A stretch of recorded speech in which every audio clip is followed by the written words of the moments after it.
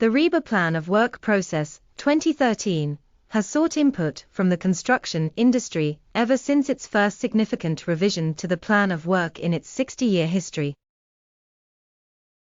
It was necessary to use and assess the 2013 RIBA Plan of Work, just like anything else that had undergone a significant change. Our evaluation is that the 2013 structure has been clarified and made more in line with what people are currently anticipating. The UK government promised in June 2019 to achieve net zero carbon emissions by the year 2050. The RIBA and a sizable portion of the construction industry are of the opinion that in order to accomplish this goal, consideration must be given to the design and construction of new projects, as well as renovations that do not require retrofitting before 2050. A deadline of 2030 for this was set, and in order for it to be successful, the industry must immediately begin implementing it on all projects. The RIBA Plan of Work revision's most important addition is the new sustainable project approach. This puts pressure on design teams to start projects with a focus on sustainable outcomes. These outcomes and associated targets ought to be decided upon and agreed upon with the client during Stage 1 briefing, reality-checked throughout the design and construction phase, and then confirmed in Stages 6 and 7 post-occupancy review.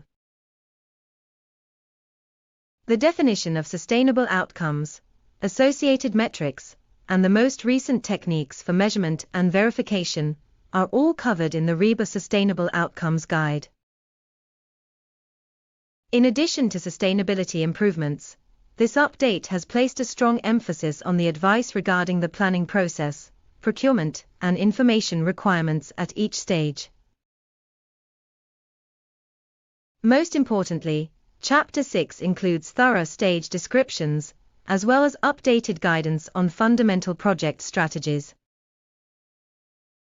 The RIBA Plan of Work continues to be the industry standard for design and process management in the construction industry in the UK, and increasingly elsewhere. This update identifies the innovations and trends that are reshaping the construction industry, and allows them to thrive on projects, while maintaining a clear and dependable structure. It has evolved into a tool used by the entire industry, and has changed over time to match shifting trends in project techniques. In keeping with its fundamental purpose of outlining the design process from briefing to construction, it was revised to work with any type of procurement. The fundamental design phases remained the same, but Stage 0 and Stage 7 were added to recognize the need for more strategic planning at the start of a project and to reflect, respectively, the function and lifespan of a structure. A taskbar for town planning addressed the planning process. A taskbar for programs acknowledged that, depending on the procurement route, some stages might need to overlap, and a taskbar for procurement described the tendering tasks that would be necessary based on the procurement route choice. Over the past 5 years, the construction industry has undergone additional changes. Digital innovation, which is arguably moving away from more traditional working methods and more towards a paradigm shift, is still transforming many aspects of project workflow. Modern construction methods like volumetric modular are suggesting new business models for the future as residential construction changes. Keeping a coherent and consistent approach to the project process is getting harder and harder as project drivers shift from delivering the best value to promoting ethical behaviors. The value of sustainability, particularly the expanding role of the circular economy, is only going to grow. The design team's biggest challenge is figuring out how to handle such a wide range of topics, from regulatory compliance to overcoming the ethical barrier that is becoming ever more crucial to adopting best practices from around the world. Given the variety of issues that project teams must comprehend and address, completing their tasks, as they have in the past, is difficult.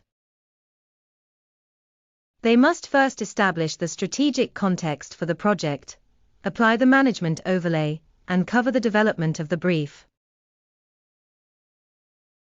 Design of the building in response to the brief, including engineering and specialist inputs, and coordination of information before beginning manufacturing and construction.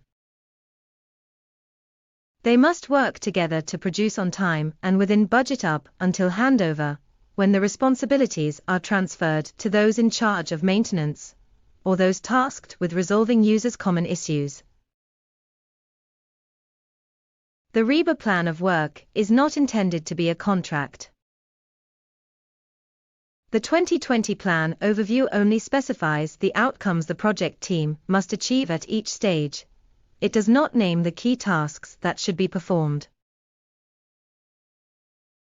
Project-specific contractual contracts are required to bring consistency and clarity to the situation when it comes to the issues of what information is required, who will provide it, and when it must be retrieved from the design process for use in procurement or interactions with stakeholders.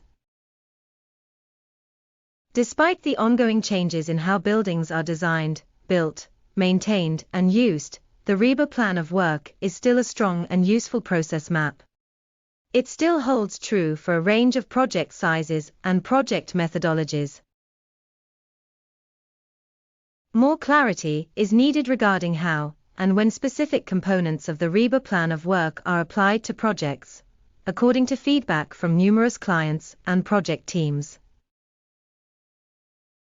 If the RIBA plan of work is applied consistently across a number of projects, everyone in the industry will gain from having more confidence that their workflow will be stable as they move from one project to the next. Each client is obviously free to interpret the RIBA plan of work however they see fit, and to add their own tasks or documents. In a world of constant change, clarity at each level empowers everyone involved to develop their own ideas, negating the need for ongoing discussions about the specifics of who should do what when and how. In conclusion, we'll host additional concepts, or you can email us at purchase@consumer-trading.org.uk.